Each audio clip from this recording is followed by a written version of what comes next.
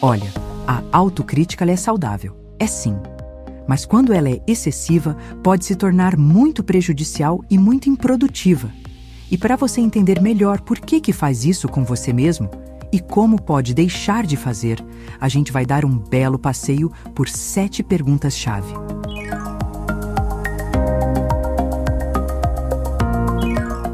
De que forma a autocrítica funciona? Como uma espécie de proteção para você. A questão é que a autocrítica muitas vezes se disfarça como um tipo de proteção. Quer dizer, a gente se convence de que sem a autocrítica nós vamos ficar preguiçosos, vamos nivelar por baixo o que fazemos ou que a perfeição é a única maneira de provar o nosso próprio valor como ser humano.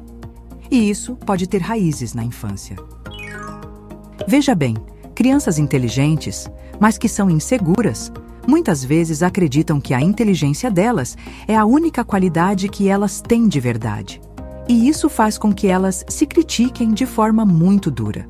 E por qualquer dificuldade que elas não consigam resolver através do próprio esforço. Mas nem tudo está na infância. Algumas pessoas, ao longo da vida, começam a ter medo de que possam perder o controle sobre elas mesmas se não forem muito autocríticas.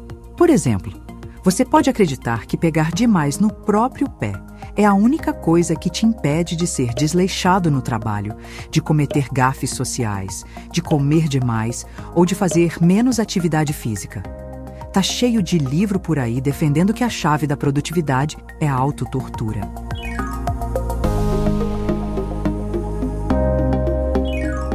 Onde e como você aprendeu que a autocrítica implacável é útil? Talvez você tenha visto um pai sendo autocrítico e não parou para pensar que, de repente, ele não tinha outras habilidades para conseguir se autorregular. E aí pegou essa ferramenta para si. Ou talvez você sempre tenha se saído bem na escola ou nos esportes e concluiu que a autocrítica era necessária para continuar tendo essas conquistas, mesmo que isso fosse apenas uma impressão equivocada da sua parte.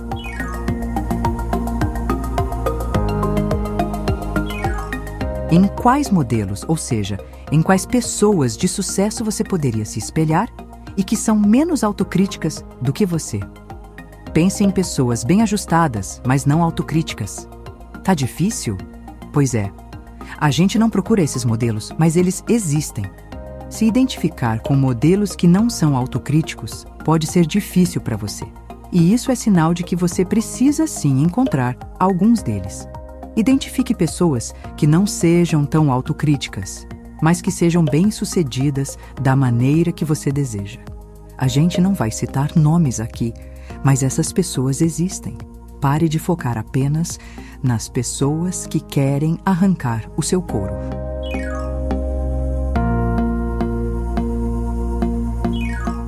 O que você gostaria de tentar para aprender a ser menos autocrítico?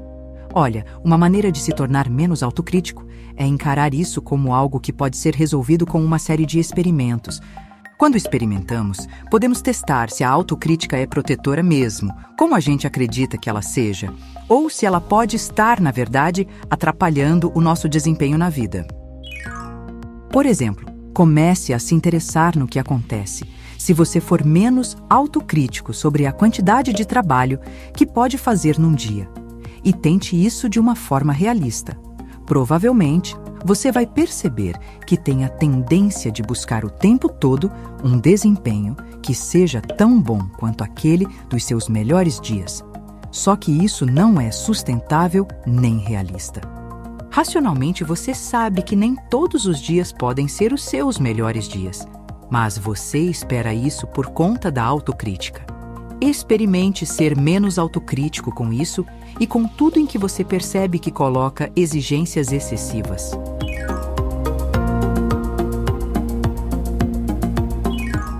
Quais são os seus medos sobre tentar esses experimentos? O que você teme que possa acontecer se tentar fazer o que eu acabei de falar? Você consegue lidar com esses medos? Lembre-se de que você sempre pode voltar a fazer o que fazia antes. Permita-se tentar.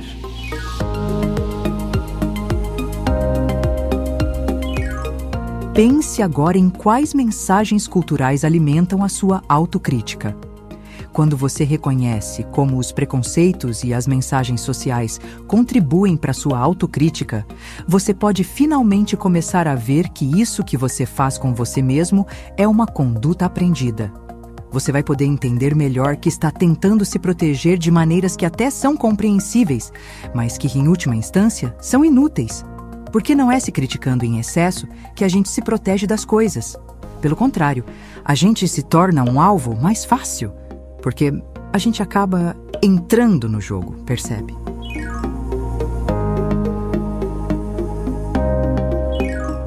A autocrítica nem sempre é tão óbvia quanto um xingamento mental. Não. Às vezes ela se esconde em formas bem sutis e quase boazinhas. Por exemplo, você pode se cobrar perfeição em tudo que faz, achando que isso é a coisa mais natural, que precisa sempre superar o desempenho de todo mundo, mas que essa paranoia é para o seu bem. Daí você vai continuar trabalhando até ficar exausto, mesmo já tendo batido as suas metas diárias. Isso é um exemplo de comportamento autocrítico. Mas lembre-se que ao identificar esses padrões ocultos de autocrítica extrema, você consegue sim criar experimentos específicos para combater isso e finalmente se livrar da autotortura. Dê uma chance a si mesmo.